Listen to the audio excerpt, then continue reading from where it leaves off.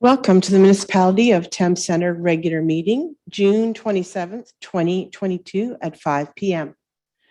We acknowledge that the land on which we gather is the traditional territory of the Attawandaron, the Anishinaabe, Haudenosaunee, and Lenape land peoples who have long-standing relationships to the land, water, and region of southwestern Ontario.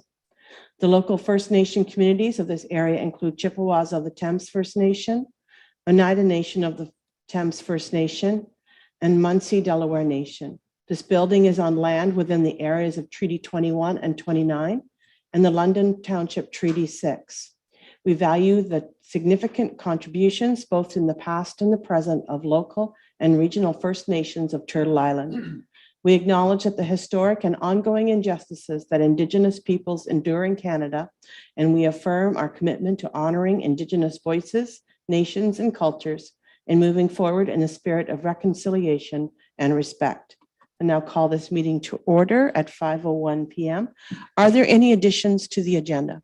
There are no additions. Okay. Disclosure of pecuniary interest. Councillor Hunter. Yes, Your Worship, I hereby declare a pecuniary interest with respect to agenda item number 5.3.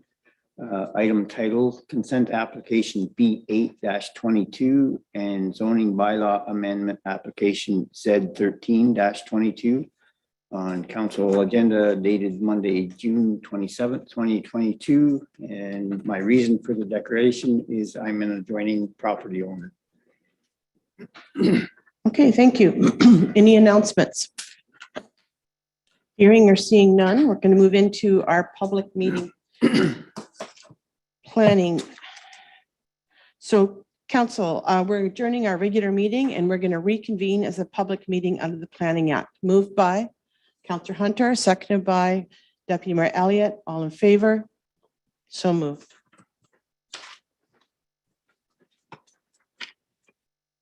Now we're moving on to 5.1, a consent application B722 of McLaren Wood Farms Limited, and the applicant being Scott McLaren and the address being 2078 Fairview Road.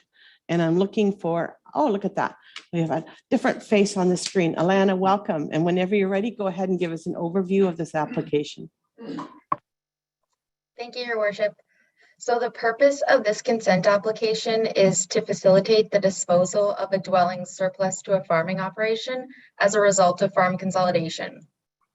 The subject property is a 96-acre farm parcel situated on the east side of Fairview Road, north of the CN Railway. The applicant is proposing to convey a parcel of land having an area of approximately 1.6 acres containing a single detached dwelling and a detached garage. The balance of the farm is used primarily for the cultivation of field crops and would have an area of approximately 95 acres.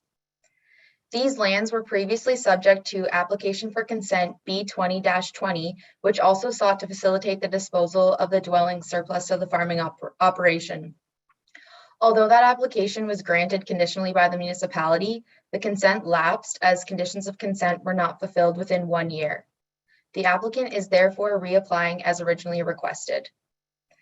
As a whole, the lands are designated agricultural.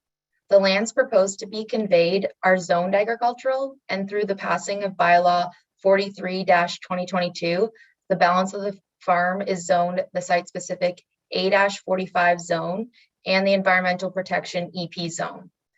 The A-45 zone prohibits any new residential use from being constructed on the balance of the farm. Planning staff have conducted an analysis as outlined in the report. The provincial policy statement, the county official plan, and the Thames Center official plan generally permit lot creation in agricultural areas for a dwelling surplus to a farming operation as a result of farm consolidation, provided that criteria has been satisfied. As indicated in the report, staff are satisfied that the criteria has been generally met. It's important to note that most conditions were fulfilled through the original submission, and therefore there is a reduced number of recommended conditions. Overall, planning staff are satisfied that the subject application is consistent with the provincial policy statement and in conformity with the county and Thames Center official plan. In regards to agency comments received, no issues were identified, And in regards to public comments, no comments have been received to date. It is planning staff's recommendation that application for consent B7-22 be approved subject to the 3 conditions outlined in the report based on the reasons outlined in the report. I'm available to answer any questions. Thank you. Okay, thank you. Now we have our applicant, our agent. Are they on the call, Alan?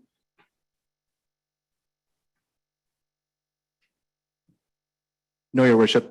Okay. Any other members of the public on the call? No, Your Worship. Okay. Council, do you have any questions regarding this? No, not hearing anything. We have a recommendation in front of us with the 3 conditions. Looking for a mover? Councillor Hunter, seconded by Deputy Mayor Elliott. All in favor? So carried. Thank you, Alana. Now we're moving on to consent applications B922 and B1022. And the address being 65 Gerald Parkway. And I'm looking now for an overview of the planning application from our Director of Planning and Development Services, Mark Bancroft. Thank you, Mark. Thank you, Your Worship. So the purpose of these applications is to convey a vacant parcel of land, create a lot for industrial purposes, and also to create 2 easements to establish a right-of-way access and also to allow the access of private infrastructure. For background, the subject property, it's an industrial parcel of land, 16 acres in size, and it's situated on the south side of Gerald Parkway and on the west side of Missouri Road in the village of Thorndale. The north part of the property contains a building occupied by an existing business, Westcore Wastewater and Environmental Systems. And that building is connected to municipal water and sanitary sewers. The lands as a whole, they are designated settlement industrial under the official plan, and they are zoned rural industrial M2. So the applicant is proposing to convey a vacant parcel of land along Missouri Road, having an area of approximately 13 acres.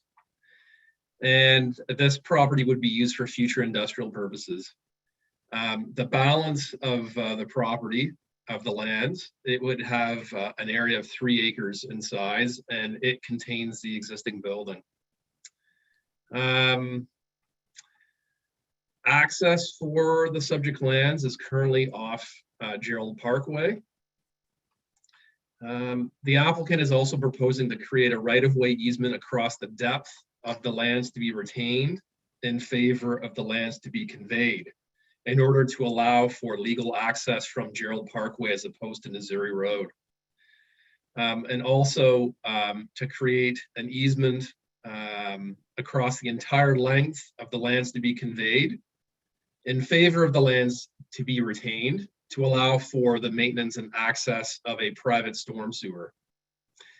I've conducted my analysis, Your Worship, as outlined in my report, and the provincial policy statement, the county official plan, and the Thames Center official plan, they all generally permit lot creation in designated settlement areas, provided that an efficient use of land and infrastructure is demonstrated.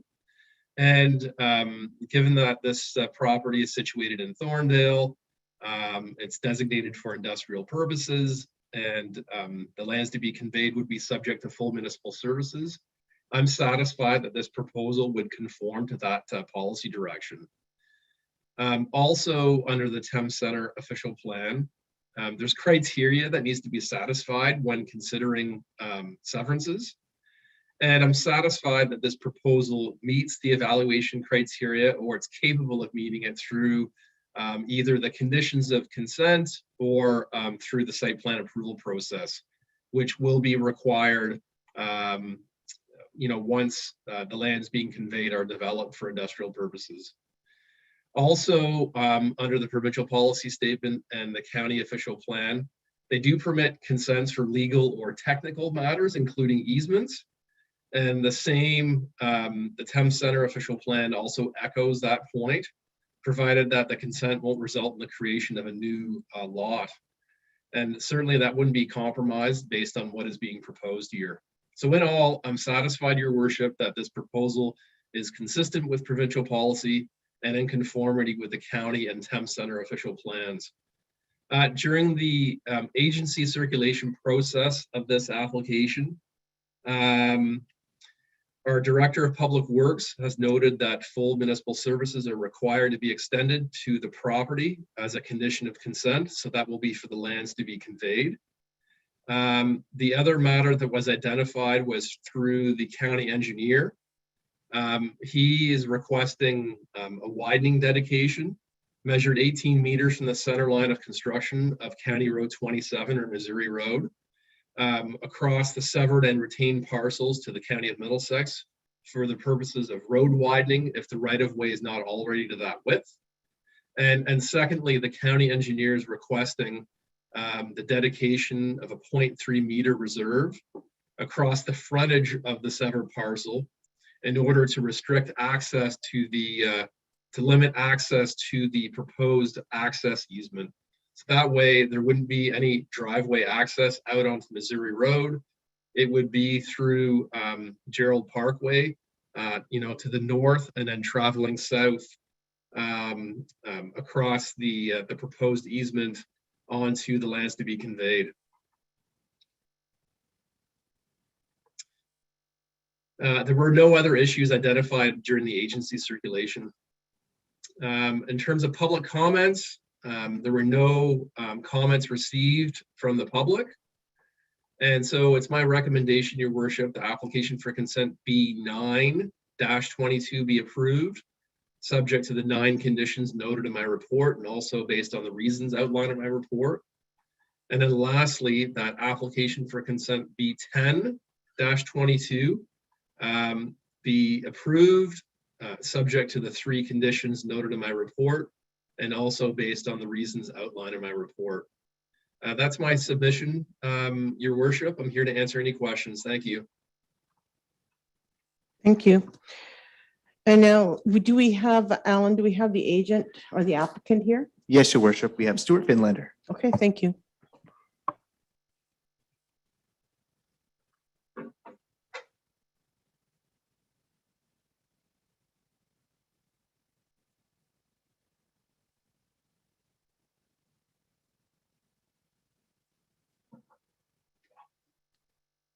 So welcome, Mr. Finlater, and whenever you're ready, you can start.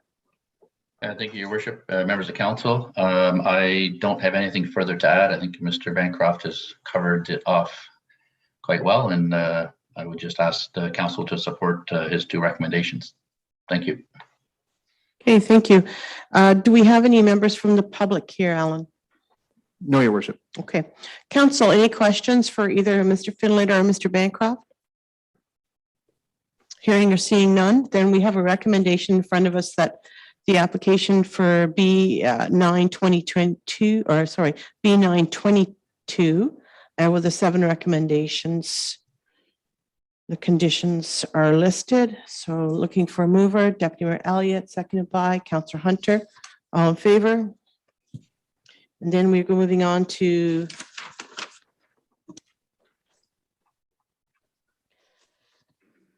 B10-22. Do you need to speak to that as well, Mr. Bancroft, or is that included in the report before? No, B10-22, that was all included in my presentation for council's consideration. Okay, thank you. So we have that application and recommendation, and then 3 different conditions as well with that. So looking for a mover, Deputy Mayor Elliott, seconded by Councillor Hunter. All in favor? So carried. And now moving on to a 5.3, and Paul, you have a conflict with this one? Okay, so you're gonna have to listen carefully, Kelly, because you're the one that makes the decision on this. The consent application is B8-22 and zoning bylaw amendment application Z13-22 on behalf of Don English and Stuart Finlater being the agent, and the address being 5242 Marion Street. So I'm asking our Director of Planning and Development Services to give us an overview, please. Thank you, your worship. So the purpose of the consent application is to sever a parcel of land along Marion Street to create a building lot. for residential purposes. And likewise, in terms of the zoning bylaw amendment application to rezone the lot to be severed to a residential category to allow the residential development of the land. The subject property, it's 3.2 acres in size, and it's on the north side of Marion Street, east of Clara Street in the village of Dorchester. The property contains a single detached dwelling along with 2 accessory buildings in the form of detached garages. And the dwelling is serviced by private services, so by a potable well and septic system. Municipal water at its closest point is available along Marion Street at Clara Street. However, it's not available for the subject lands due to pressure issues given the proximity and elevation of the water tower. So these lands are designated agricultural and residential, and they're zoned agricultural and future development. It's important to note that the portion of the property that is subject to this severance and rezoning. Mark, I'm just going to interrupt you for 1 second, please. I just want to check with the clerk, knowing that 2 members of council are not here and Paul has declared a conflict of interest. I need to make sure that we have quorum to deal with this particular subject. Yes, good evening. So according to the procedural bylaw, we need 3 members and we don't have the majority of council here for this application.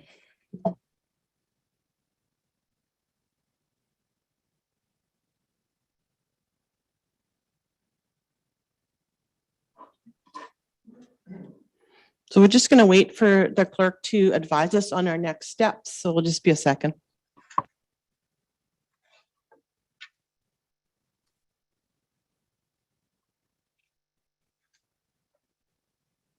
Would it be okay just to call a 5-minute recess? Thank you. And I'm just going to ask for a 5-minute recess. Yep, Deputy Mayor, Councillor Hunter, all in favor? Yep.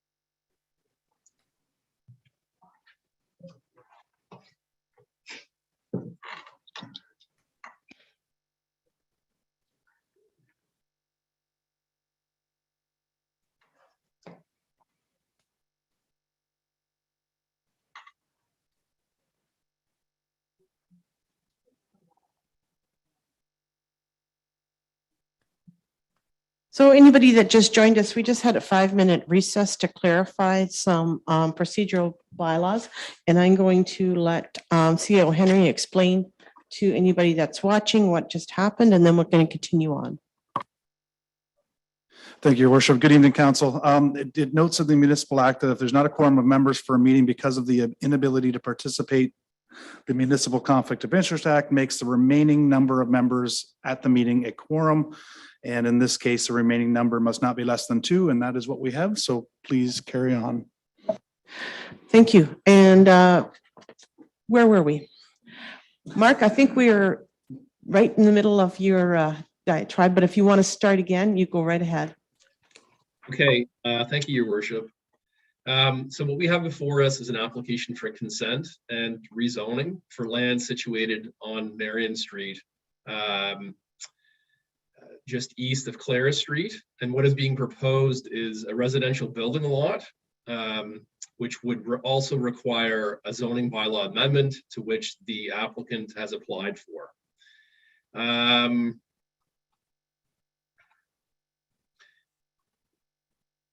The lot to be severed, it would have an area of approximately half an acre in size.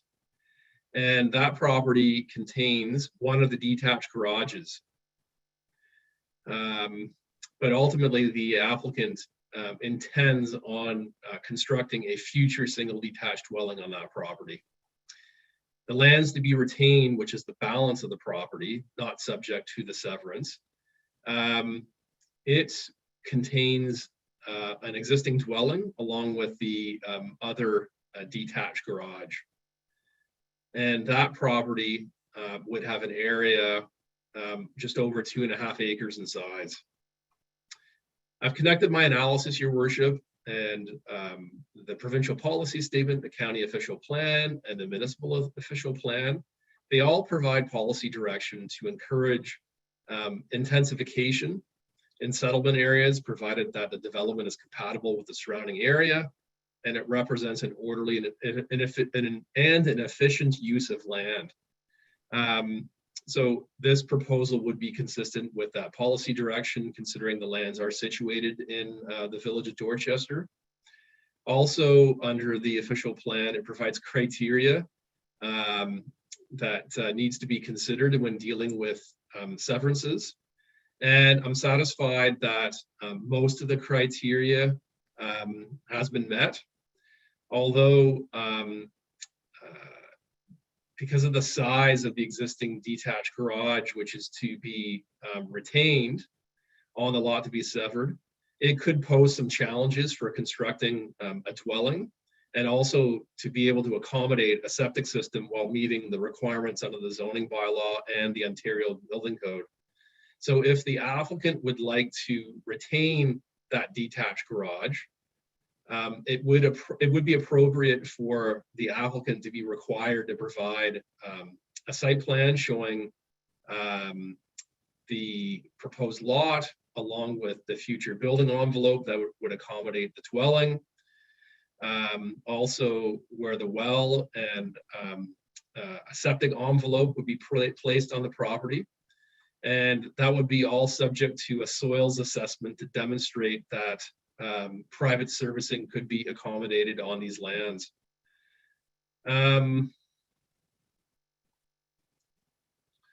Also, Your Worship, the detached garage located on the land to be conveyed would cease to be accessory to a residential use, given that there would be no dwelling on the property at the time of lot creation. Because typically what happens is you can't get a building permit, you cannot get a building permit to build a detached garage unless there's a dwelling on the property. And what would be happening with this proposal is sort of in reverse order. The garage would be sort of a pre-existing structure, and then the dwelling would come after. However, there's no mechanism available for the municipality that would require the owner to construct a dwelling on the lot. So given the fact that we would have potentially a building lot with a detached garage with a dwelling to be constructed shortly, it would be appropriate to require the applicant to obtain a temporary use rezoning. And what that would do would be to allow the detached garage on its own, standalone, to be allowed until such time that, once a dwelling is constructed, then it would comply with the zoning bylaw, and there wouldn't be a need to remove that detached garage.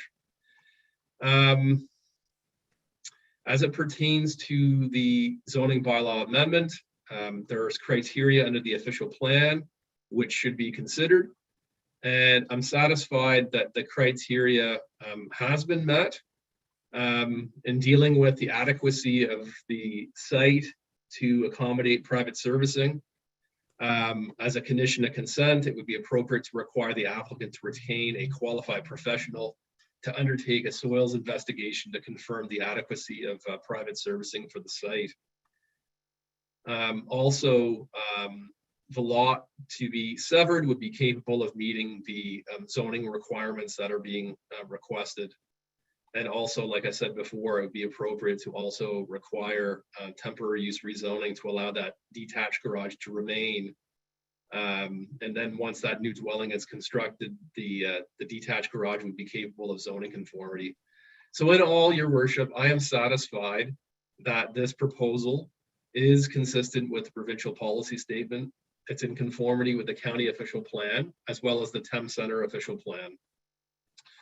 In terms of agency comments, there were no issues identified during the circulation process, save and except for comments from the chief building official. And if the accessory structure is to remain, this is where the chief building official points out that there'll need to be a plan prepared, demonstrating that the lot is capable of supporting private services while, keeping the detached garage along with having sufficient space to accommodate a building envelope. And also that would be subject to a soils assessment to be undertaken. In terms of public comments, no comments have been received. So it's my recommendation, Your Worship, that application for consent B8-22 be approved, subject to the 11 conditions that are noted in my report, and also based on the reasons that outlined in my report, and as well that the zoning bylaw amendment application Z13-22 be approved in principle, and that it be given direction to prepare the necessary amendment for council's consideration once a deposited reference plan has been received. I'm here to answer any questions, Your Worship. Thank you. Great, thank you. And now, do we have the applicant or the agent with us tonight, Alan? Yes, Your Worship. Okay, whenever you're ready. Stuart Finletter. Stuart, did you have any additional comments? Just one comment, Your Worship. Thank you. I agree generally with Mr. Bancroft's report on this particular applications, or these two applications. The one area where I would ask if council or Mr. Bancroft has any leeway, is instead of a number condition 8 requiring that there be a temporary use rezoning. I know that Mr. English is going to be building a house as soon as possible. It's for himself. You know, he asked me a short while ago, could he start building?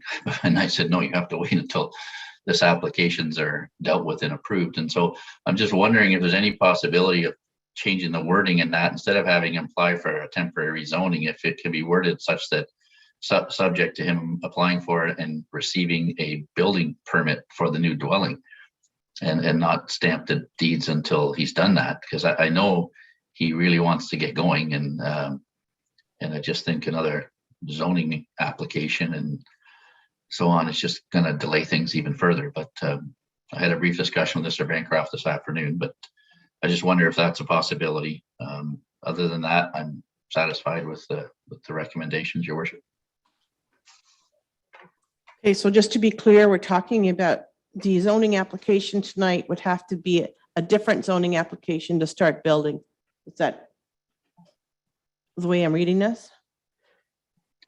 That's my understanding of a temporary zoning would have to be applied for if the severance was to be granted, because as Mr. Bancroft indicated, there would be an accessory building on a property with no main building.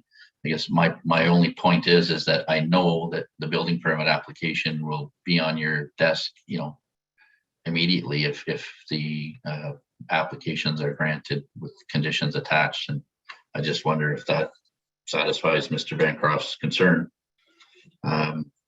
related to having a garage for a short while before there's a house on the property. So that's my only question, and it's totally up to council how you wish to deal with that through Mr. Bancroft. Do we have anybody from the public here? No, Your Worship. Okay, council, which is one person. Do you have any questions regarding this? Yes, and through Your Worship, I would maybe just ask Director Bancroft the same question that Mr. Finlater just pointed out. Is that possible, instead of applying for a temporary zoning, to just not stamp the deeds until the building permit is granted? Through Your Worship, the building permit can't be issued until we have a separate lot. And that's sort of the conundrum that we're facing here. You know, there's no guarantees at the end of the day. And ultimately, when we're dealing with law creation, we need to be satisfied that the criteria under the Planning Act has been met, which includes zoning. So I'm trying to be accommodating for the applicant, considering they wish to retain that accessory building.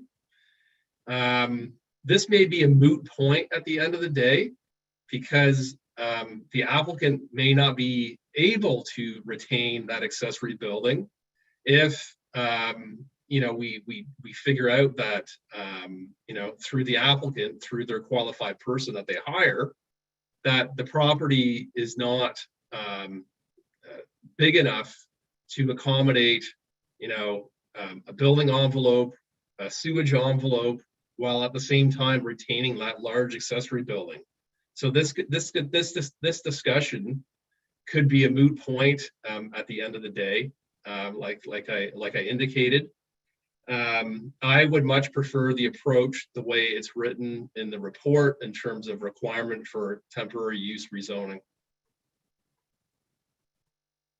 Any other questions? No. Okay, so we have a recommendation and 11 conditions. What are your wishes, Deputy Mayor? So moved. So moved, okay, and I will second, so moved. And then moving on to, all in favor? Yep. Okay, and then moving on to the zoning bylaw. Okay, so we're looking at that, the zoning bylaw amendment in respect of Z 1322 filed by Don English for lands legally described as Part 1 of Lot 11. be approved in principle, and that the Director of Planning and Development Services be directed to prepare necessary zoning bylaw amendment for council's consideration once a deposited reference plan has been received. Okay, looking for a mover. Okay, and I'll second that, and so moved. Okay, Paul, you can join us again. All right, so we're moving into another part of the meeting. Just want to remind anyone that's listening or with us tonight to assist with the public meeting process. We request that all public comments, questions, or concerns be limited to 5 minutes. We encourage you to participate in speaking if you have new additional information not already addressed. If you have registered to speak and your comments have already been addressed, or you're simply wishing to observe, you're able to leave the Zoom meeting and watch this meeting on the Thames Centre YouTube channel. Remaining in the Zoom meeting is considered a request to speak. Notices of decision will be forwarded to designated parties, and there's a 20-day appeal period. You may request to be notified of the decisions by emailing the clerk. Okay, so now moving on to 5.4, zoning bylaw amendment application Z1022. That's Rasha Nasser, applicant being Stuart Finlater and Associates, and the address being 4074 and 4086 Elgin Road. So I'm going to ask our Director of Planning and Development Services for an overview of this application, please. Thank you, Your Worship. So this is an application to rezone the subject lands to a site-specific hamlet residential zone to permit a sign shop establishment as a permitted use in addition to the other permitted uses under the HR zone. So following this public meeting, I will consider all of the comments received, and I will provide an evaluation report, including a recommendation for a council's consideration at a future meeting. In terms of background, the subject lands, they are 2 separate parcels of land having a combined area of just under 3/4 of an acre. And they're situated south of Mossley Drive and on the east side of Elgin Road within the hamlet of Mossley. The property at 4074 Elgin Road, it contains a single detached dwelling, whereas the metal-clad building is situated at 4086 Elgin Road. The lands are serviced by a private well and septic system, which are located at 4074 Elgin Road. And also the property has 2 separate driveways, with one used to access the residential use and the other used to access the metal-clad building, which contains the sign shop. The applicant is requesting that the existing sign shop be allowed to operate from the existing building. And a sign shop establishment is defined as a business engaged in storing, maintaining, repairing, and preparing for the sale and or rental of portable mobile signs used for the promotion of household, institutional, and business purposes. These lands are designated hamlet under the official plan, and they're zoned hamlet residential.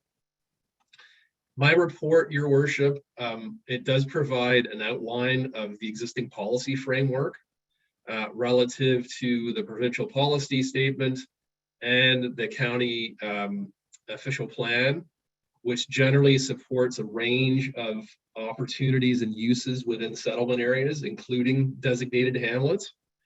And similarly, the Thames Centre official plan also permits a range of land uses within the hamlet areas, including low-density residential uses and commercial and industrial uses of an appropriate scale, subject to criteria. Also, our official plan provides criteria that's used to evaluate zoning bylaw amendment applications. And those are outlined in my report. There's 6 criteria noted altogether. And also, specific to hamlet areas, the official plan indicates that new commercial, industrial uses may be allowed without an amendment to the plan, provided that the zoning bylaw is amended, where necessary, and the proposed use satisfies the prescribed criteria. And there are about 8 of those criteria altogether, and those are noted in my report. During the agency circulation of the application, the only issue that was identified was by our chief building official. He's noted that a building permit will be required to convert the previous residential accessory building into a commercial building, including washrooms. A septic permit and potable water supply will be required also to service that building. And there will need to be confirmation of spatial separation calculations for elevation of both buildings facing the new property line. He does also say that if both properties are to merge to become a single parcel of land, a building permit will still be required for the conversion to commercial. But a review of the existing septic system will be required to ensure that it can meet the additional loading for the commercial use. If not, a separate building permit for a new septic system will be required. In terms of public comments, we did receive a significant number of written submissions, Your Worship. And it's my understanding that those are attached to my report as part of the council agenda. But I just wanted to mention the names of individuals who have written in to the municipality. So Jack Brand, Stephen Cornish, Judy Daniel, Patricia and Frank Dietz, Susan Frazier, Lori Gall, Jim Heaton, Steve Peterson, Tom Simon, David and Beth Wilker, Joyce Waldenberg, and Jerry Taylor, and Michael and Sharon Wright. In addition to that, there was a joint submission, which appears to be authored by Mr. Wright, which includes several neighbors that I already mentioned, plus Jan and Dan Childs, along with Sean Norton. So as noted in my report, Your Worship, it's my recommendation that my report be received and that I be given direction to provide a subsequent report evaluating the application, taking into account all comments received, with a recommendation for council's consideration at a future meeting. That's my submission. I'm here to answer any questions, Your Worship. Thank you. Thank you. Do we have the applicant or the agent here with us tonight? Yes, Your Worship. I'm bringing over Al Nazar, and Okay. the agent's going to be Stuart Finlander. Okay, thank you.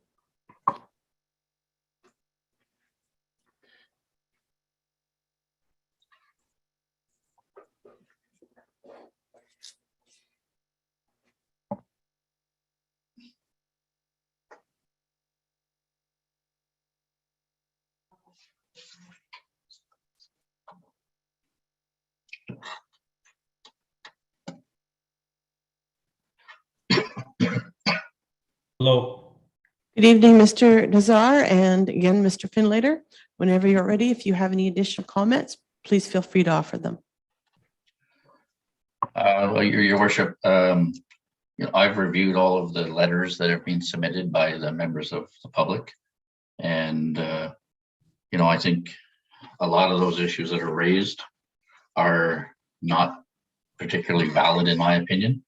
I've kind of summarized them into 5 different issues that have been concerned through all of the letters that have been received. Outside storage is one concern. In talking with Mr. Nassar, when he retained me to assist with this, that incident, the incident sort of, I think, started all of this concern was when some signs were left outside by an employee when they should have been put inside the building. And it was in the middle of winter, there was snow around, and it took a little bit of time to get them inside and where they belong. And so I don't think that should be a major issue for neighbors to be concerned about. Mr. Nassar is going to be moving into the house shortly. His children are going to be going to school in Dorchester next year. So he is going to be part of this neighborhood. And that's another sort of concern that was raised by somebody, was that the owner doesn't even live here. Well, he will be living here very shortly with his family. I took a drive around the subdivision itself today in Mossley, and there's a lot of material stored outside the residential dwellings. Large trailers, like trailers that are pulled behind pickup trucks to move like construction material, drywall, or that kind of material. There's trailers parked out there, boats parked in the subdivision. So I don't think it's fair for people to say, why does he have a boat parked out there, which was in one of the letters. I mean, some of these issues raised, I think are really irrelevant to what's being proposed here. Property values is another issue. This is going to decrease their property values. Been involved in land use planning for 35 years, and that's always an issue that's raised when some people don't like what's potentially coming, and it's usually not a valid complaint. I'm not a real estate person, but I don't believe that should be a major factor in the decision of council in this instant, in this case. A lot of people raised the issue about the septic system and a washroom installed and so on, and how that was all done. The septic and the washroom are both installed by qualified professionals, a local company. All of that paperwork has been submitted to Thames Center, as far as I understand, and Mr. Nasaris is waiting on approval for that.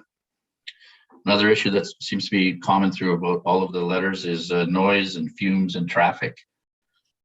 Other than minor repairs to the equipment and the signs, there's no fabrication or painting completed in this building as claimed in some of the letters. There's no fumes produced. There's no new exhaust fan being installed. Somebody said, well, there's new exhaust fan. Well, Mr. Nassar has not installed anything new in relation to exhaust fans since he's moved into that property.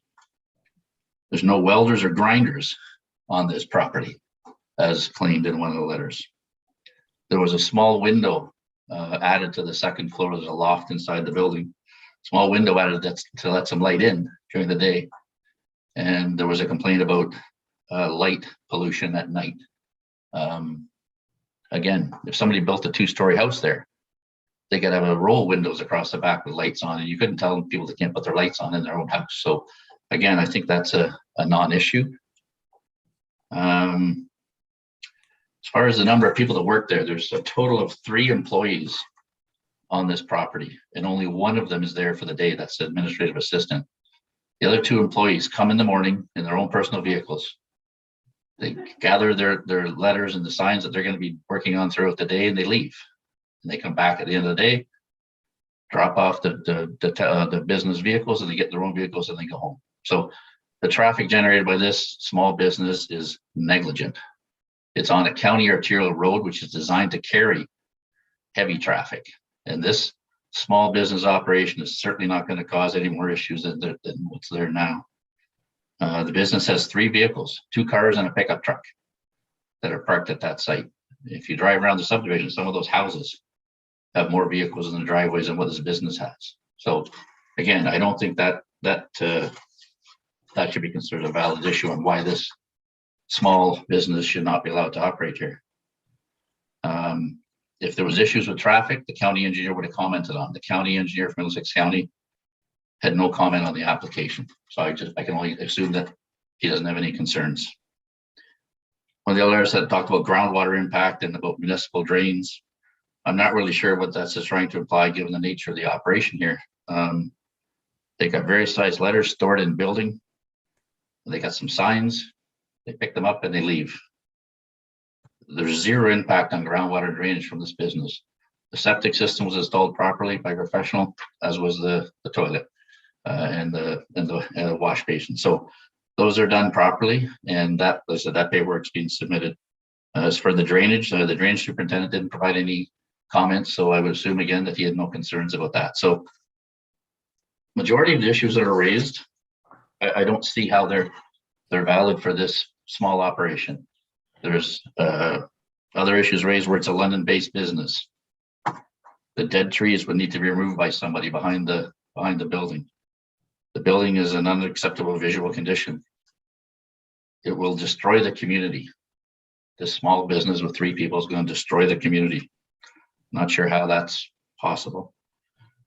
Conformity issues with the official plan. Mr. Bancroft read out that the official plan does allow for businesses, industrial and commercial in hamlet areas. And there are a number of businesses and commercials throughout the 9 different hamlets we've got. There's a business on the corner of Mossley and Elgin Road. So, to say that can only be a residential community is not really what the policies of Thames Center say. There's site-specific hamlet residential zones in Wabano, for example, that allow an automobile service station and a body shop and a vehicle repair garage and an HR-4. So there's others examples in Nilestown of site-specific hamlet residential zones that allow businesses to operate. So I don't think that this is a request is unreasonable for what Mr. Nassar is doing.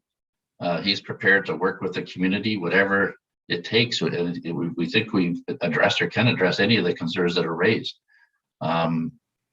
But again, just for council's information, and Mr. Nassar may want to add a few comments, but it's a very small operation with a limited number of employees.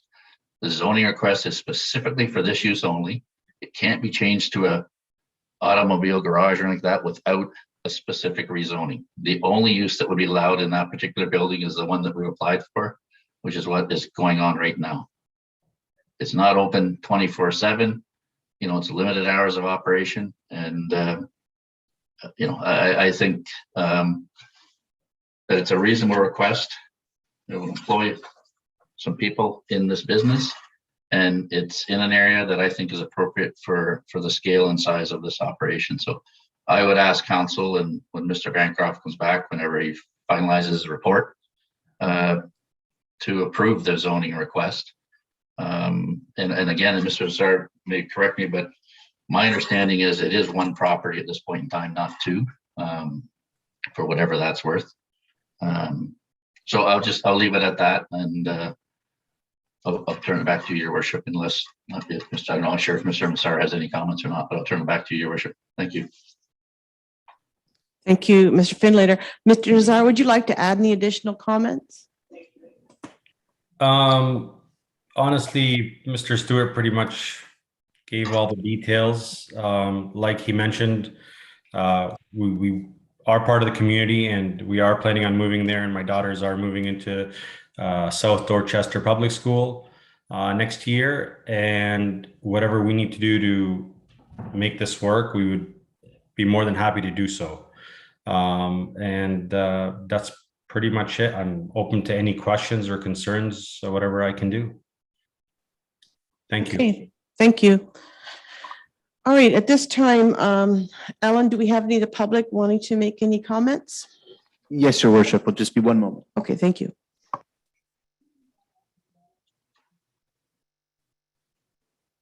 That's why we're reading. I just want to remind everybody, as I read before, we are looking at 5 minutes to be limited to the public comments or questions or concerns.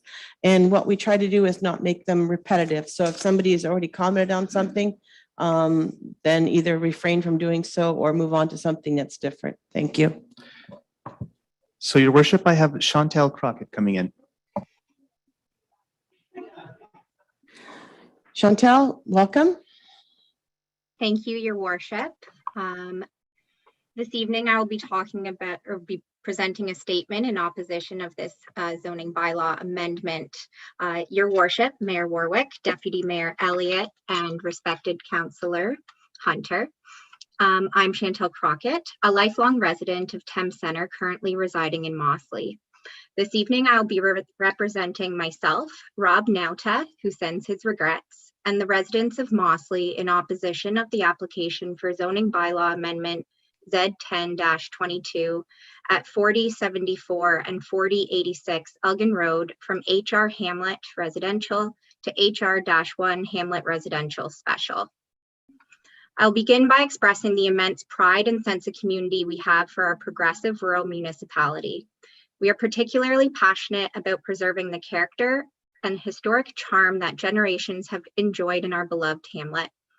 The collective group of residents that I am speaking for do not want to discourage this business from existing and operating in Thames Center, but this location is not appropriate, and together we voice our objection to this application.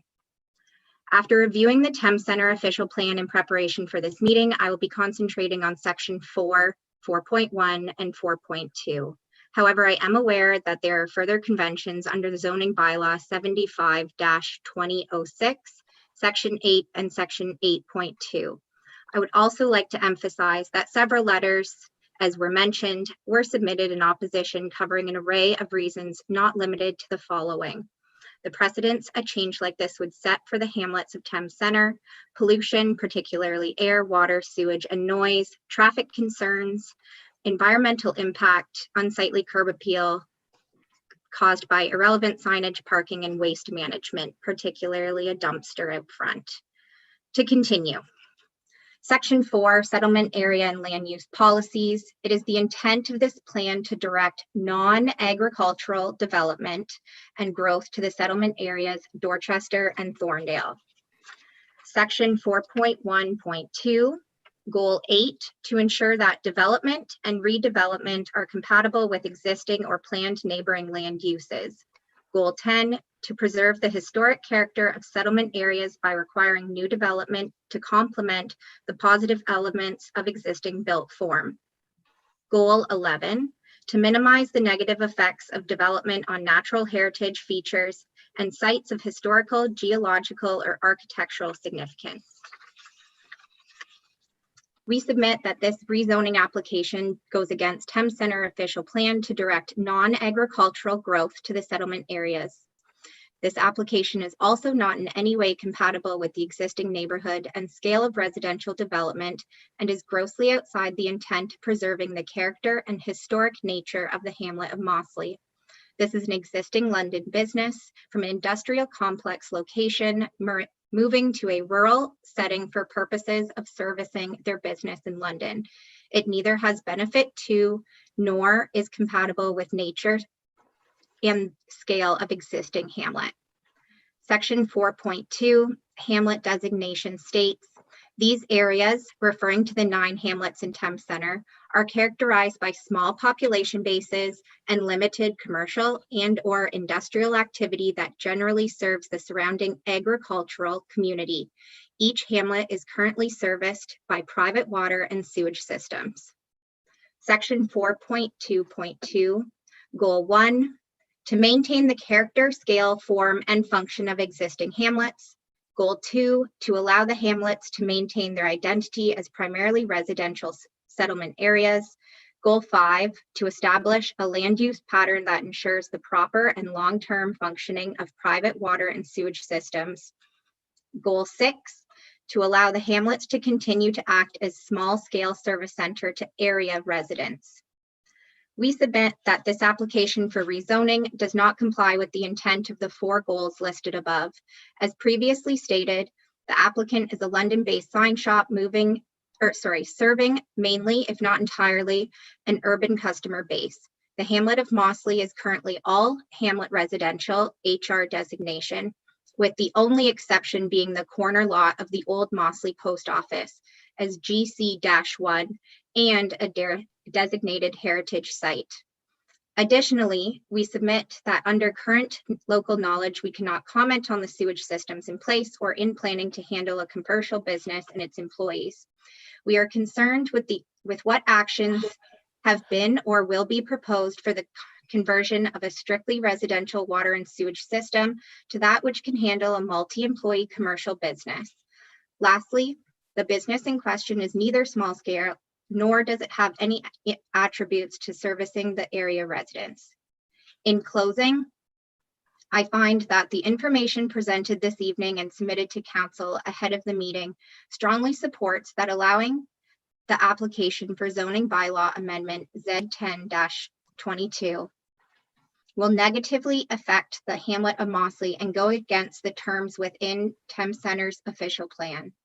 As permitted uses for HR zones are clearly detailed and the applicant's document for rezoning reiterates, and I quote, the applicant is requesting that the existing sign shop be allowed to operate from the existing.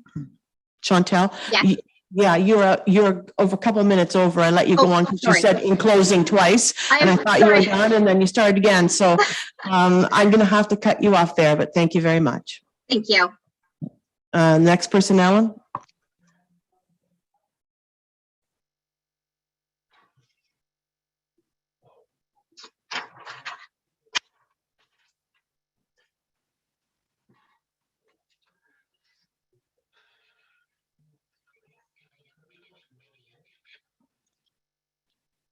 Your worship, David Wilker.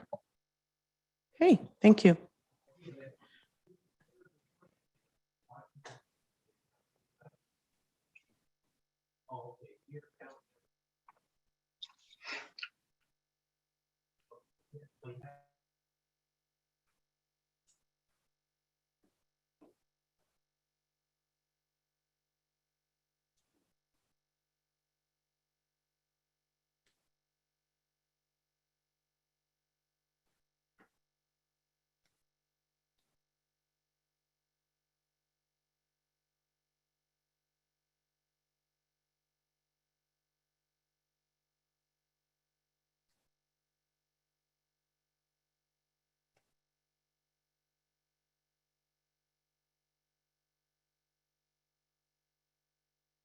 Sure.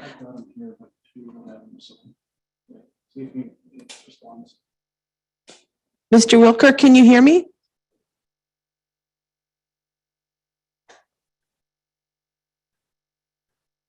No, I think, Alan, if we move to somebody else, and if Mr. Will, oh, wait a minute, there he is. We got you. So you just have to unmute yourself now, and then you'll be ready to go. Okay, I apologize. Thank you, your worship and council members, for the opportunity to speak tonight or this evening. So yeah, I don't want to reiterate what Chantal has already said. Thank you, Chantal, for representing us in the community of Mossley. I just had one additional point to add, looking specifically at paragraph 4.2.2 F, where it specifically mentions the site plan requires adequate landscaping, buffering, and building setbacks to protect the privacy of surrounding properties, notwithstanding new commercial and industrial buildings, and structures must provide a buffer of 15 meters from all abutting residential lots. And the buffer shall contain adequate fencing and or landscaping. Buffers shall not be used for storage and or parking. I believe, according to what I understand, that we would be typically non-conforming to this clause. And that's all I have to add. Thank you. Okay, thank you. Who do we have next, Alan?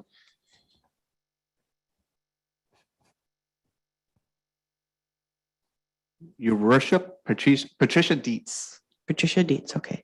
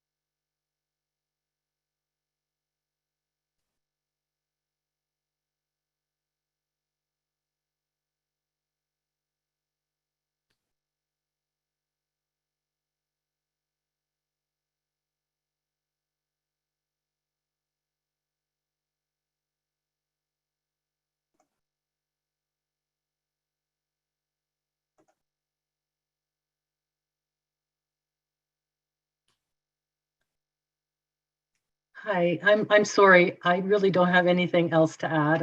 I tried to get onto the other site and I couldn't, so hoping I could just stay on and listen. Well, that's fine, and it's nice to see your face, and thanks for coming out, and we'll see if Alan has somebody else that's in line. Thank you, Patricia. Thank you. Sorry about that. That's okay.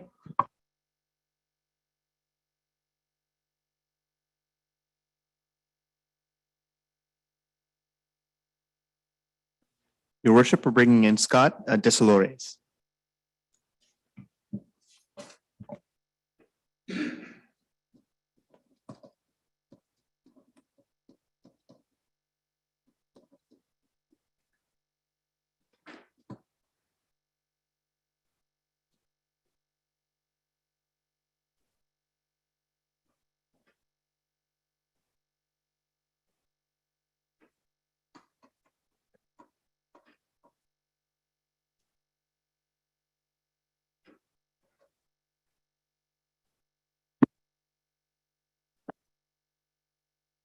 There's Scott. Welcome, Mr. Delorier. Whenever you're ready, you can start. Thank you, my worship and council members. I just want to reiterate my opposal to the zoning change, as well as what David had already specified with the distance of setback. My property actually extends 2 feet on both sides of my property that the fence line is on. And I want that to be aware if council goes further with this for a building inspection or zoning change. Thank you for your time. Thank you.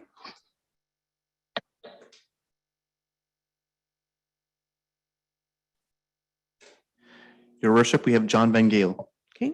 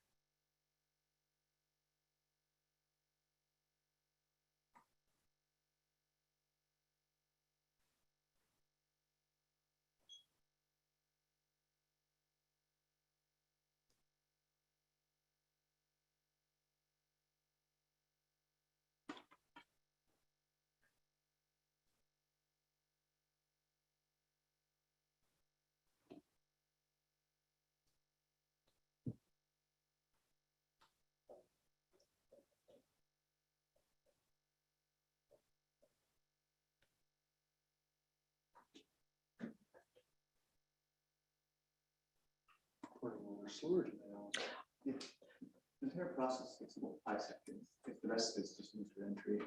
Doesn't take this one on Star Trek.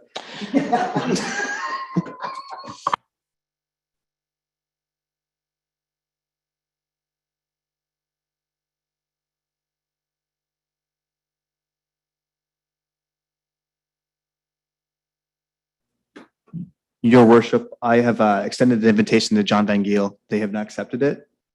And that concludes our public statements. Okay, great. Thank you.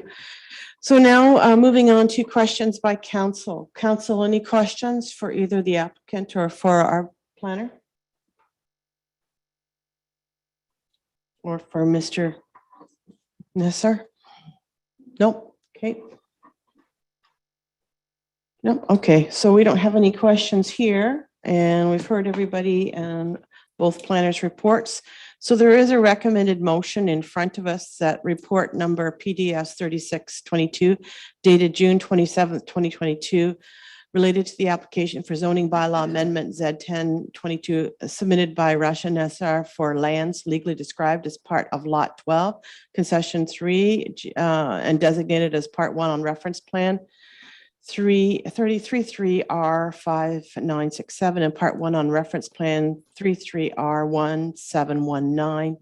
Municipality Thames Center be received, and that the Director of Planning and Development Services provide a subsequent report evaluating the said application, taking into account all of the public and agency comments received to the recommendation for council's consideration at future meeting. Okay, so we have the recommendation. Councillor Hunter, seconded by Deputy Mayor Elliott, all in favor? So moved.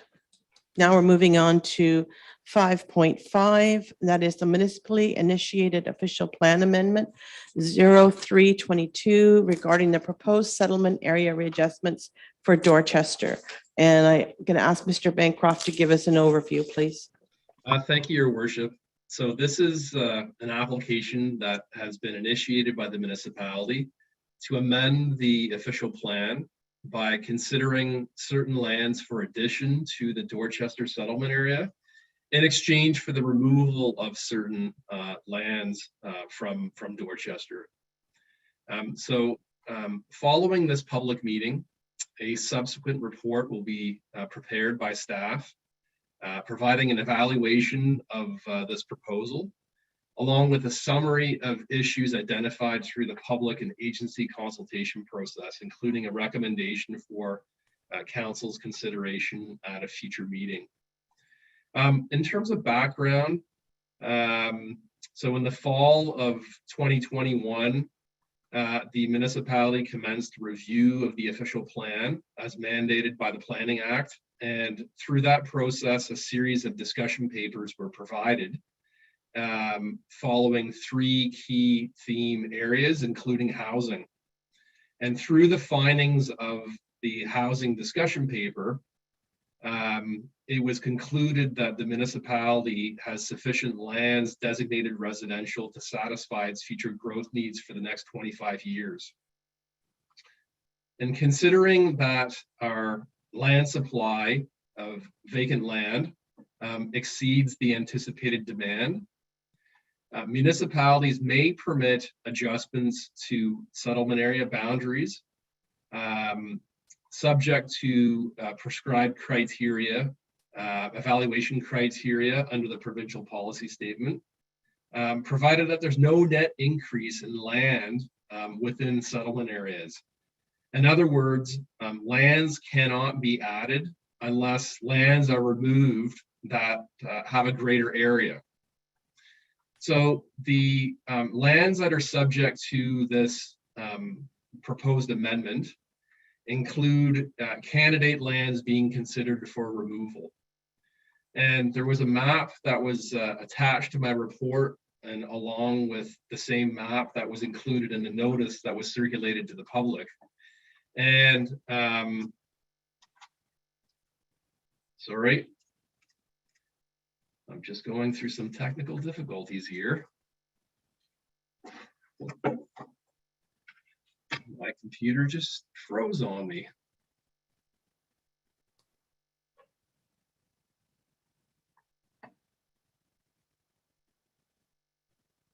Sorry about that, Your Worship.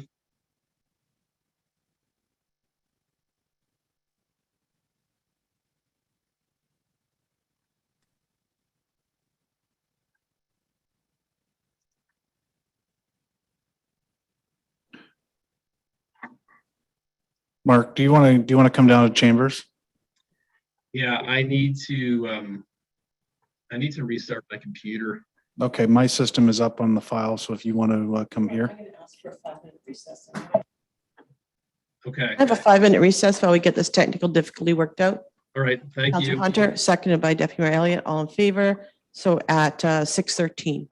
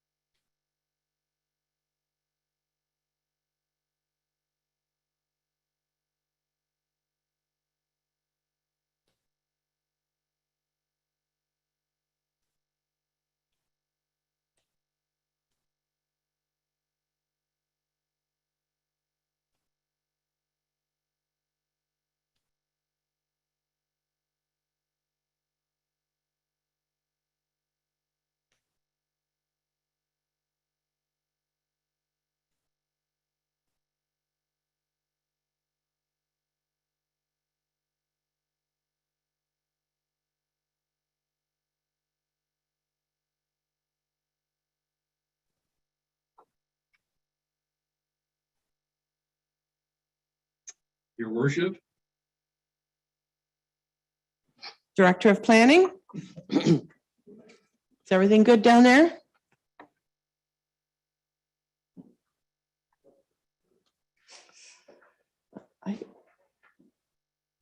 He's frozen. Oh, no, yeah, moving again. Okay, so it's 6:18. So can I have a motion to come back in council? Councillor Hunter, second by Deputy Mayor Elliott, all in favor. And now, Mark, the floor is yours.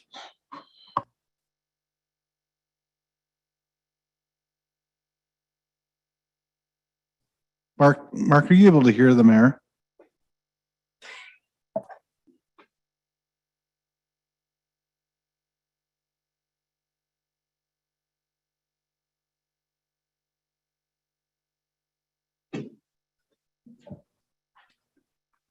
Mark, can you hear me?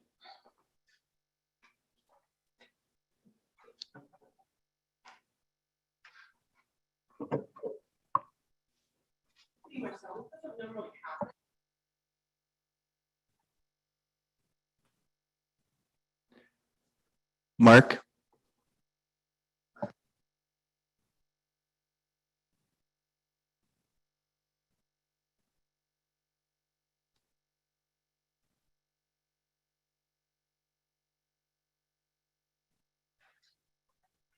Mark, can you hear us?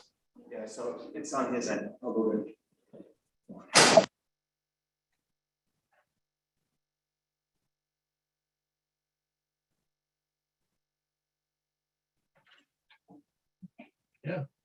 Well, while we're waiting, just want to remind everybody that's maybe listening to us is that we do have the Canada Day celebrations coming up Thursday and Friday. We have entertainment in the park Thursday evening, as well as the fireworks, which are always a good display. And then starting bright and early on Canada Day, we have breakfast at 9 o'clock, starting with the IOD breakfast, which is always excellent breakfast. And don't forget that the rubber duck race will be run at 11 o'clock. The bike rodeo will be getting ready. The opening ceremonies are at noon. And then again, it follows with entertainment all afternoon, as well as lots of free activities for our children. There are both tents for refreshments and food available on site. So whenever you want to come down for Canada Day, there'll be something there for you. And it looks like we might be ready to go again. Mark, can you hear me okay? I can, loud and Okay. clear. Thank you. So the commercial for Canada Day is over. So whenever you're ready, you can start your presentation. Okay, thank you, Your Worship. And so the candidate lands being considered for removal from the Dorchester settlement area, they include parcels A, B, and C. And I'm just going to provide for each one of those parcels a brief description as terms of where those parcels are located. Both A, B, and C are located on the south side of Marion Street.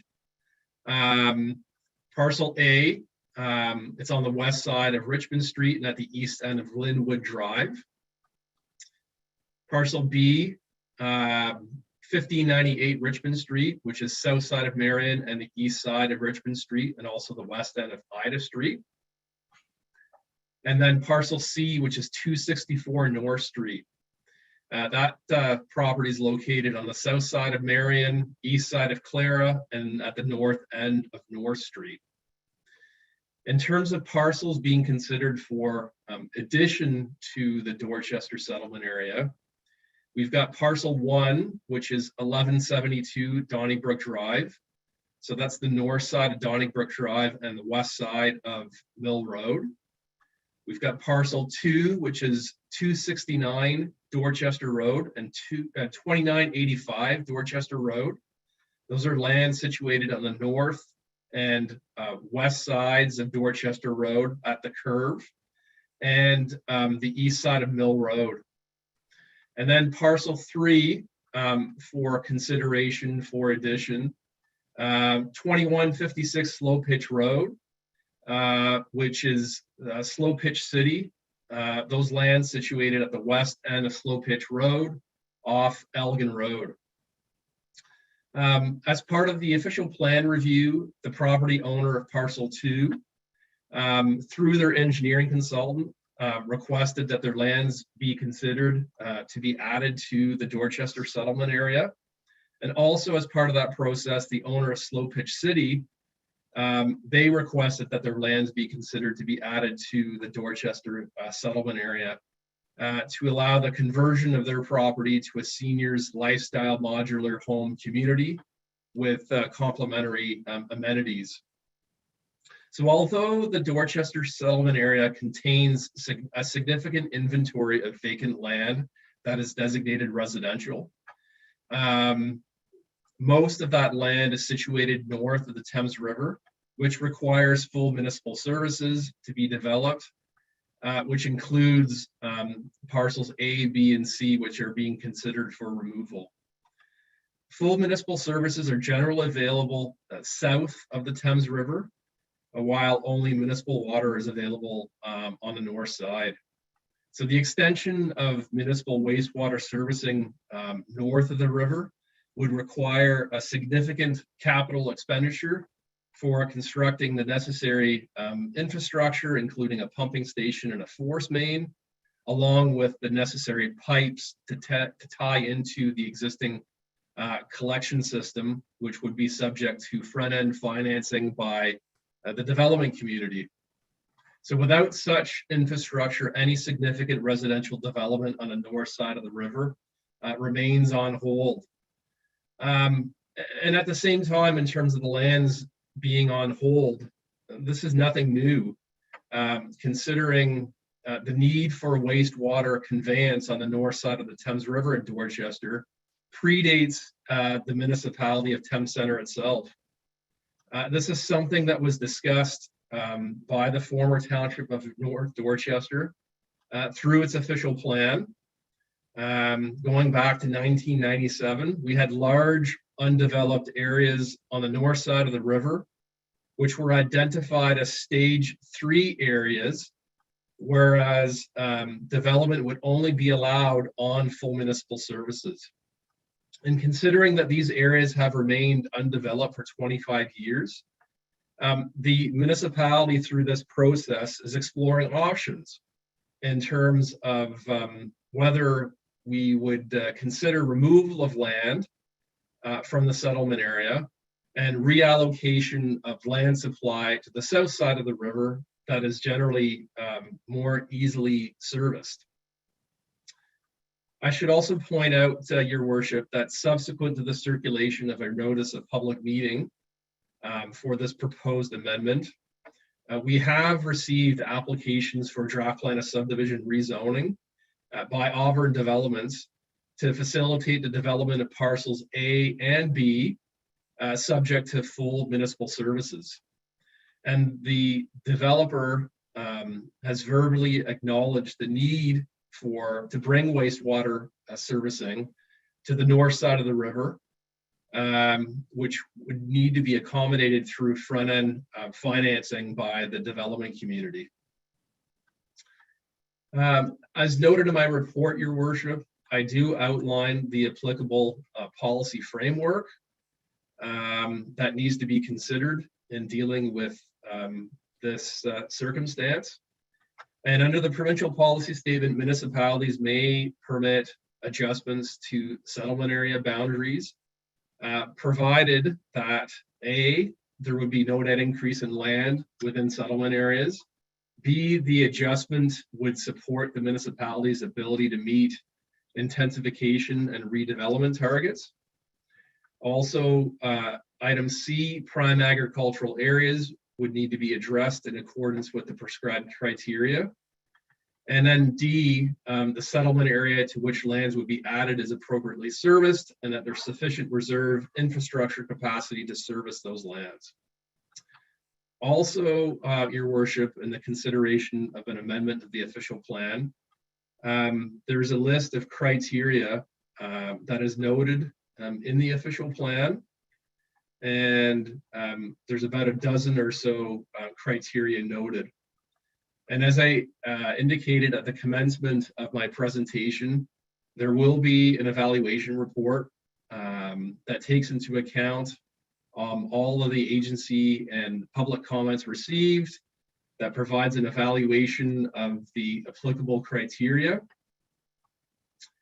In terms of comments received from agencies, there are 2 comments that are worth noting.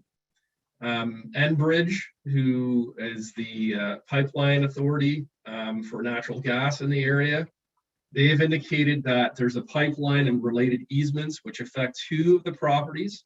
So that would be Area 1 and Area 2.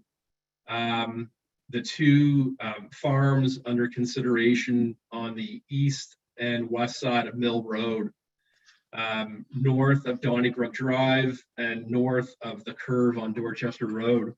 With both of those farms, they are affected by these pipeline easements, and there are restrictions associated with those farms with easements registered on title. The other comment worth noting was from our Director of Public Works, who has indicated that the existing Dorchester wastewater collection system, including our wastewater treatment plant, does not extend to any properties north of the Thames River. And as indicated in our master servicing plan, in order to service those properties, parcels A, B, and C on the north side, a pumping station along with a complete collection system will be required. He also notes that in contrast, and also mentioned in our master servicing plan, wastewater infrastructure, including 2 pumping stations, already exist south of the river, generally allowing parcels in this area to be more easily serviced with sanitary sewers by comparison. In terms of public comments received, Your Worship, those comments, I believe, are attached to my report as part of the council agenda. And I just want to mention the names of the individuals or corporations that have provided submissions. So we've got Auburn Developments, John and Agnes Burrows, Clear Blue Farms, Jacob Damstra, Allison Govan, Alan Jamani, Phil Martin, Trish Robertson, and Zelinka Priamo on behalf of D. Sherabin Holdings and 246 North Inc. So it's my recommendation, Your Worship, that my report be received and that I be given direction to prepare the necessary subsequent evaluation report, taking into account all comments received with a recommendation for council's consideration at a future meeting. Thank you. Thank you. Do we have any members of the public that wish to comment, Alan? Yes, Your Worship. First up, Stuart Finlater. Okay, great.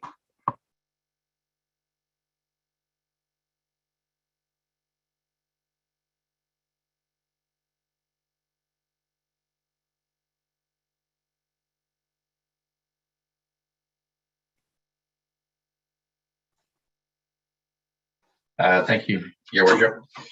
I represent two clients that have an interest in the official plan update, and one of them is coming into my office here because their internet doesn't work very well where they reside. So Fred and Dave Ward are going to join me here, and if they have any comments, I'll turn my screen around so they can comment. But so I've got that property. And the other property I've got that I want to talk to about tonight is a property in Thorndale. Okay, I'm just going to stop you just for a second, because the ones that we're considering are the ones on the report, the A, B, and C, and the 1, 2, and 3 that are with Dorchester. So I think we'd have to table the Thorndale discussion for another evening, and I'll just check with our CEO to make sure that's correct. Thorndale properties are not in question this evening, Your Worship. Okay, so Mr. Finlater, I hope you heard that. And at the same time, I'm going to welcome Councillor Heeman for joining us, and note that he's joined the meeting at 6:32. Okay, so go ahead, Mr. Finlater, with any other comments related to the first topic. Thorndale is not being discussed in today. Is that correct? That's correct, yeah. Okay. Okay, so the other property, Your Worship, that I'm involved with as an agent is Slow Pitch City property, which is identified as number 3 on Mr. Bancroft's report. And I would just like to reinforce the information that we've already provided to the township. On behalf of Fred and Dave Ward, we've completed an environmental impact study on the lands. Of the 22 hectares that are in that parcel, about 8 or so are actually developable and in conformity with all provincial environmental policies and county policies and township policies related to environmental land. So we would not be adversely affecting or impacting any of them with this proposed development. On top of that, we've retained development engineering who've done a preliminary servicing design for us. And their conclusion is that, as Mr. Bancroft said, through the Director of Environmental Services, there are adequate services to service this site. And so we're pleased that that report came out and indicated that. So we really just want to go on record again before council as saying that we think this is a great development for the municipality of Thames Centre. It will bring attainable and affordable housing for seniors. A lot of seniors end up leaving the community to go into London, into retirement homes and so on. And this particular lifestyle community proposal would let them stay within Thames Centre in a unique kind of setting. So we hope that council sees their way to include these lands. I would agree. Having worked in Thames Centre for 33 or 4 years, the lands on the north side have not moved, have not developed. The servicing is a difficult situation. Even with, Auburn, I know Mr. Stapleton very well, and I'm sure that he will eventually get those lands developed. But I think in the short term, these lands are much more appropriate to be included in the settlement area than some of those lands on the north side of the river. So our request is that you do seriously consider including the slow pitch city lands into the settlement area so that we can get this development up and going. And I don't know if Fred or Dave have anything you want to add to that. No, I think you covered it very well, Stuart. We appreciate what you've done, and we appreciate what councils have done always to work with us, and we hope we can still continue that good relationship. Okay. All right. Thank you, Your Worship. That's all I have to say. Thank you. Okay, thank you very much. All right, do we have somebody else, Alan?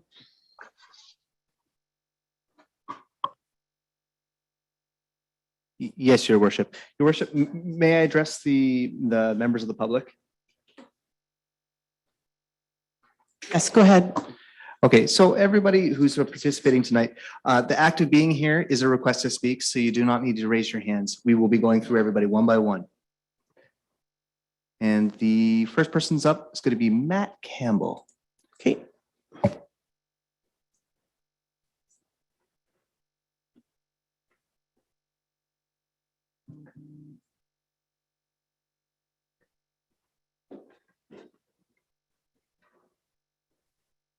Oh, welcome, Mr. Campbell. Whenever you're ready. You Thanks can very go much, ahead. Mayor and Council. Can you hear me? Perfectly. Wonderful. Thank you very much. I'm Matt Campbell, Senior Planner with Zollink Capriamo. As Mr. Bancroft mentioned, we're here on behalf of 246 North Inc. and D. Sheridan Holdings. And we did provide a letter, and considering the amount of interest that this application has generated, I'm going to rely mainly on the comments in our letter. I don't have anything specifically more to add other than for council's consideration. There's been a lot of discussion about the timing of development applications on the north side of the river. And I can tell you, we've been involved in a number of different projects that have progressed to various states on the north side of the river, and it's all centered around servicing issues. Now, this is a very timely issue to bring up simply because, as Mark has already mentioned, Auburn Developments has submitted an application for development, and our clients' lands would have a significant benefit from the development of those lands, because then it makes it economically viable to develop those lands. And I understand that there have been some significant discussions in terms of servicing. And while notionally, yes, we agree that the lands north of the river have largely remained stagnant, again, timing is unfortunate here simply because our client has submitted development applications, and we are currently revising development applications for both of the sites that we're working on, one on North Street and one at the end of Eva Street. And again, staff are well aware of our client's desire to move forward with those lands. And again, council has seen one of those development applications previously. Just to caution council on this particular item, if council does see it fit to reorganize the settlement area, removal of these lands would not be consistent with the provincial policy statement in that if we remove those lands, we have essentially taken out pockets of the Dorchester settlement area, and the land use that would then be applied to those lands that you're removing would, in essence, be agricultural land. The PPS tells us that we can't have fragmented pieces of agricultural land. Now, I certainly don't want to comment on the lands that are being proposed to be brought in. We haven't done any analysis on the particular merits of those. But for council's consideration, both our client and Auburn, and I understand that there's a third landowner that are progressing development applications, and certainly the intent for these lands is for them to be developed in the very near future, certainly as soon as possible. And Mr. Bancroft is certainly well aware of those. So the timing for this application is certainly unfortunate. It certainly took us for quite a bit of a surprise. I know it took Auburn for quite a surprise. And we would certainly encourage council to take a long, hard look at this. And certainly we are not in support of the settlement boundary amendment as is being proposed at this time. Happy to answer any questions that council may have, and thank you for your time. Great, thank you. Thank you, Mr. Campbell. I don't see any questions at the moment. So Alan, do we have our next? Yes, Your Worship. We're bringing in Tamara Yoshida.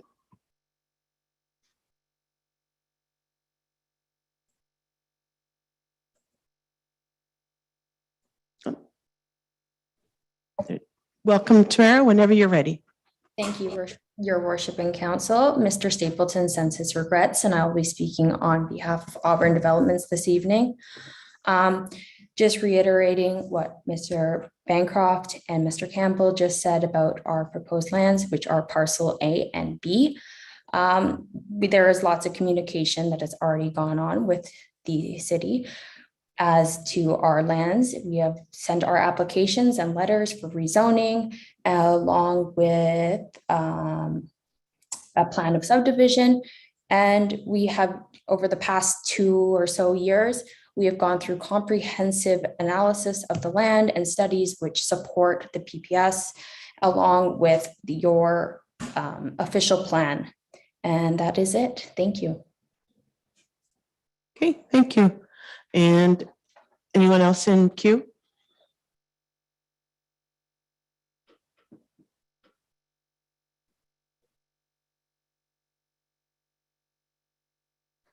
Your Worship, Darren Lyle. Darren Lyle? Correct, Darren Lyle. Okay.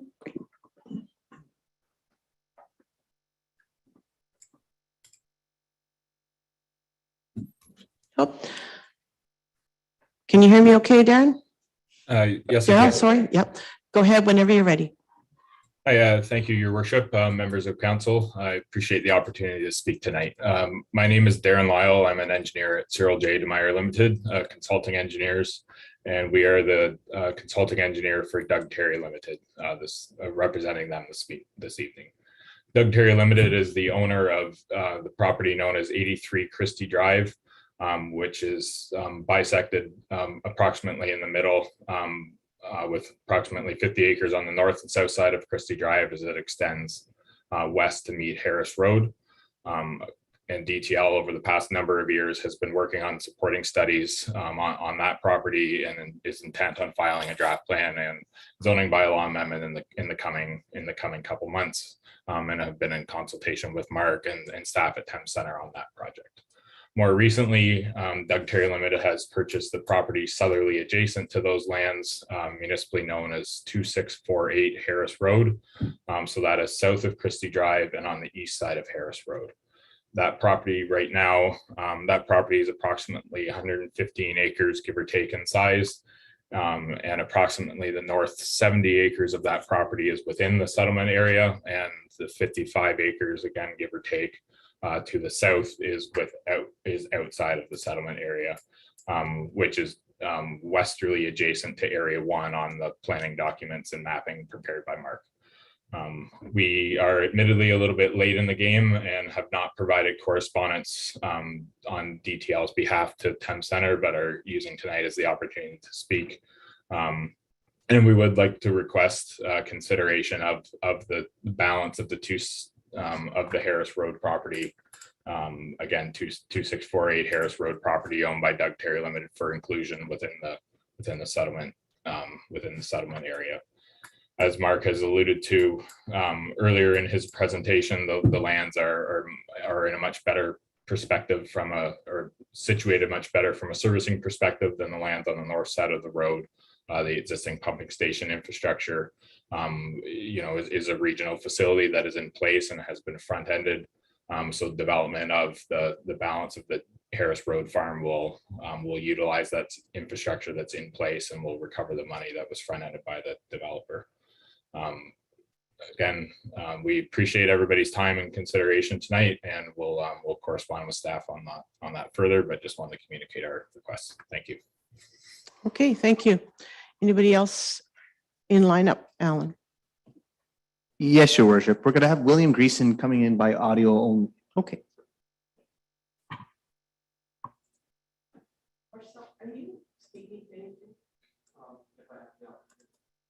I think you can. It's just a matter of go through listed, and then you can use that microphone, and it's your turn. Just make sure you say. Yes, I just want to add my comments. I was concerned about the intent of this request, and so, and in particular, if you look at ABC 1, 2, 3, are you looking at changing any or all?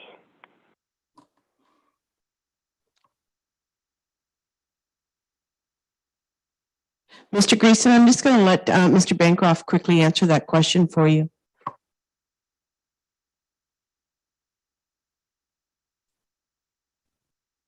Through your worship, we're looking at all options that could be available. That's not to say that all the lands would be removed and added, but we're keeping all options open in terms of what would be appropriate from a consideration standpoint. Does that answer your question, Bill? Okay. Okay, so what do you have in as a suggestion?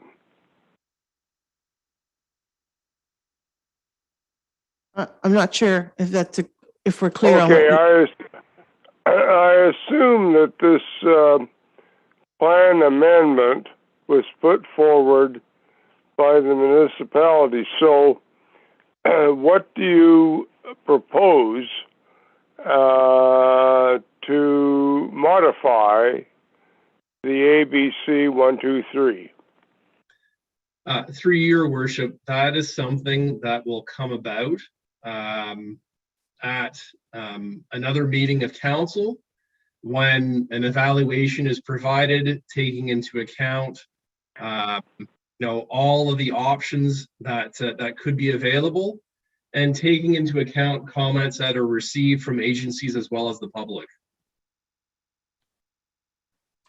Mr. Greason, is that the answer to your question? Okay. Yeah, thank you. You're welcome. Next person, Alan. Your Worship, John Burrows is coming in.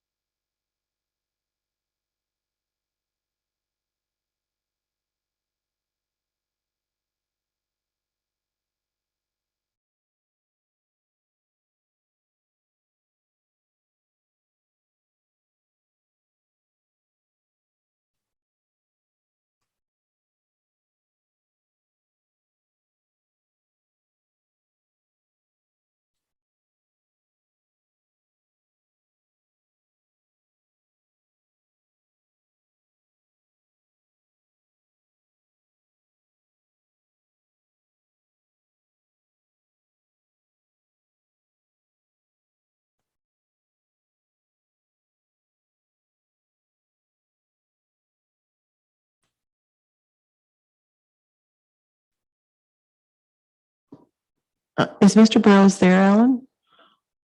Your worship, John Bros is not accepting the promotion. Okay, well, let's move on to somebody else, and if he comes in, we'll let him speak a little bit later. Your worship, I'm bringing in Alan Jamani.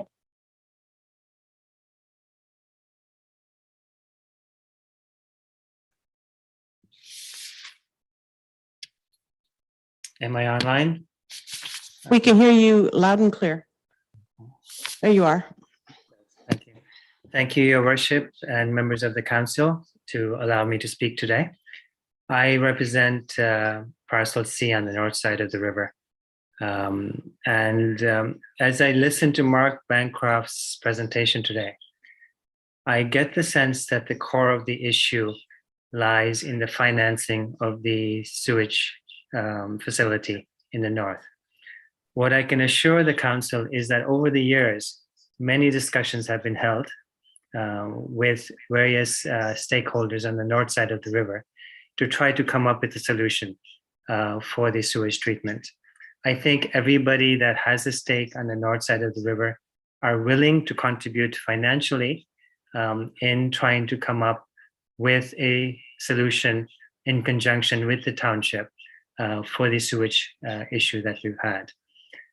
To date, we've not received anything solid that's been initiated by the township so that we know exactly what type of contributions, what type of commitment is needed from the various stakeholders in the north side. I think it would be a mistake for the city not to consider development on the north side. It's been on the books for a many number of years. We've all paid our due share in terms of future development costs. We've waited, we've anticipated, we've discussed on how to find a solution, as this was taking a very, very long time to arrive. Our land obviously has values. Those are other considerations that I think the council has to take into effect when considering this proposal. We have consulted with engineering firms to come up with proposed plans actively, and we should be submitting plans to the city, to the township, imminently for the development of this land.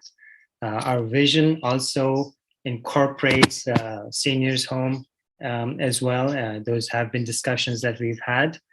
And currently, the land is, though it's been agricultural, it's just to keep that land occupied, but not meant for agricultural land at the moment.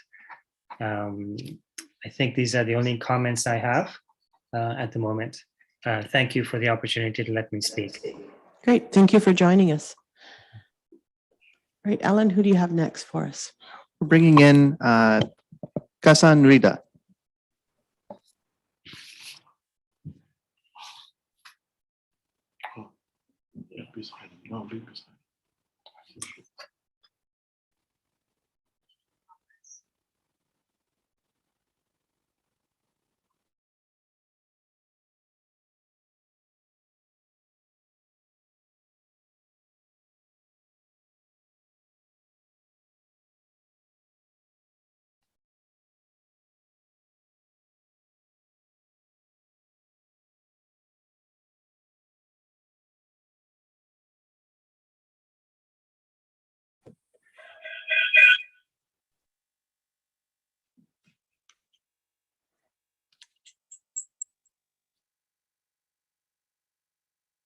Your Worship, I'm sorry, I also represent Gassan Rida, and our comments are similar on the matter. Okay, so basically you're speaking for him and you said, you spoke for him already. Yes. Yes. Okay, perfect. Thank you very much for clarifying that. Okay, and the next person, Alan? Your worship, please, could be Marcel. Okay, but John Burrows isn't there for sure? We still haven't accepted the request. It's just so. Okay, so then we're going to have a member of the public come forward. Okay.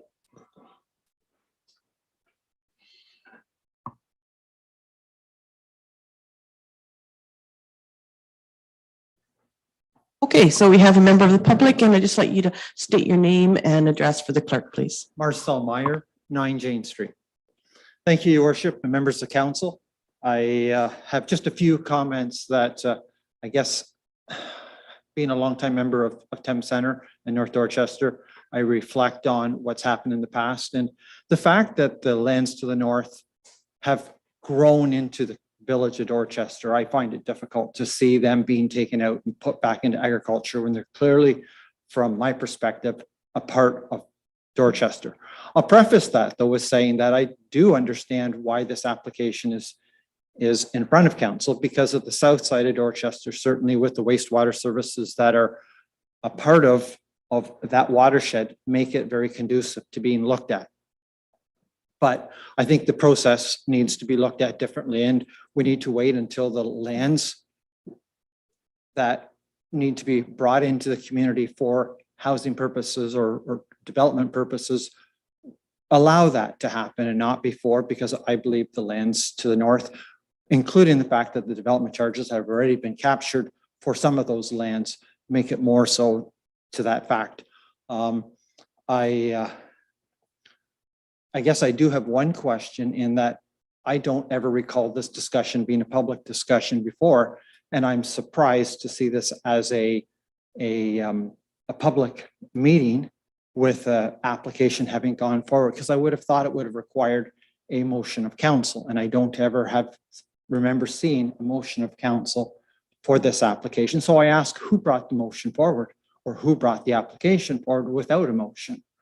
I'll leave it there. Those are my comments. Thank you. All right, thank you. So any other comments? Oh, Mark. Your Worship, I can provide some clarification. Sure. So there was no motion passed by council directing staff to undertake this amendment. Considering the requests made for inclusion to the settlement area were part of the official plan review, Stelt felt that it was appropriate to consider options to facilitate development opportunities, considering there has been no development activity in this part of Dorchester north of the river over the past 25 years. So that is why we felt it was warranted to bring something forward for consideration. Okay, thank you. All right, so we've gone through public council. Any questions, comments? Councillor Hunter. Just one through you, Your Worship, to the planner. And I'm not sure you'll have my answer or not. The cultivatable acres on those farms that of both the ones that we are going to take out and the ones to put in, you wouldn't have that number? Through Your Worship, I don't have those numbers readily available. I can certainly provide those numbers after the fact to you, but I don't have them in front of me right now. Thank you. Okay, any other questions, council? Okay, I just have one quick question, and I just want it for my own knowledge. When building permits are applied for, or when they're given, the lands are taken out, like is that when that happens, when we have lands that are decreed future development, and once the building permits are applied for, they're no longer considered? So if somebody came in and took 5 acres out of commission, that would give us a chance to add 5 acres back in just for the sake of numbers. In theory, that is correct. Okay, thank you. All right, any other questions, comments? All right, so we have a recommended motion in front of us that report PDS 3622 dated June 27th, 2022. Oh, you know what? I'm on the wrong page here. Sorry. Scratch what I just said. Let's go back to report PDS 3722 dated June 27th, 2022, related to the application for official plan amendment initiated by the municipality of Thames Centre be received and that the Director of Planning and Development Services provide a subsequent report evaluating the said application, taking into account all public and agency comments received with a recommendation for council's consideration at a future meeting. So the recommended motion is that the public meeting adjourn. Oh, no, wait a minute. Okay. So going back to the recommended motion, we have it in front of us, two different things. So looking for mover, Deputy Mayor Elliott, seconded by Councillor Hunter, all in favor. Thank you. Now we're going to make a motion that the public meeting adjourn and council reconvene its regular meeting to continue with its deliberations at 6:59. Deputy Mayor Elliott, seconded by Councillor Heeman, and all in favor. Had to look up to the screen for a second. Forgot you were there for a minute. So going on to the consent agenda. Items listed on the consent agenda are considered routine, but no action on the part of council. Is there any of these consent items that anybody wishes to pull out and discuss? No? Okay, so I have a recommended motion. First of all, that the minutes of the regular meeting of council held on June 13th, 2022 be approved as circulated. So mover, Councillor Hunter, seconded by Councillor Heeman, all in favor. So carried. And then consent agenda items 6.2 to 6.7 be received for information. Mover, Deputy Mayor Elliott, seconded by Councillor Hunter, all in favor. Any unfinished business? None. Any notice of motions? None. New business? None. Then we have two bylaws, that bylaw 57, 2022 and 58, 2022 be adopted as presented. So looking for a mover, Deputy Mayor Elliott, seconded by Councillor Heeman, all in favor. Okay, our next meeting is Monday, July 11th, 2022 at 1 p.m. So now looking for a motion to adjourn. Deputy Mayor Elliott, seconded by Councillor Hunter at 7 p.m. exactly. Thank you.